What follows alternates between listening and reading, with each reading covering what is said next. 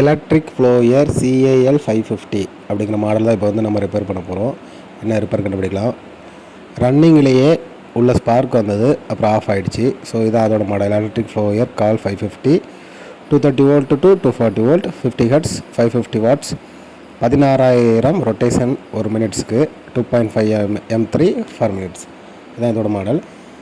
Work ரன்னிங்லேயே இதாகிடுச்சு அப்படின்னு நம்ம எல்லாம் இப்போ ஸ்க்ரூலாம் கழட்டியாச்சு. இப்போ ஓப்பன் பண்ணுறோம். உள்ளே ஓப்பன் பண்ணும்போது என்னென்னா அந்த சைடில் கருப்பு கலரில் இருப்பாங்க, அது எல்லாமே கார்பன்ஸ் வந்து உடஞ்சிருக்குது.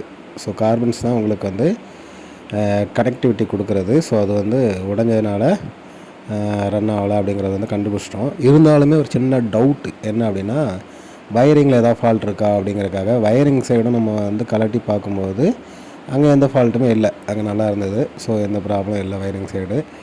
அதுக்கப்புறம் அந்த வயரிங் சைடு இருக்கிறத வந்து க்ளோஸ் பண்ணிட்டோம். க்ளோஸ் பண்ணிவிட்டு சரி கார்பன் தான் கட் ஆகிடுச்சு.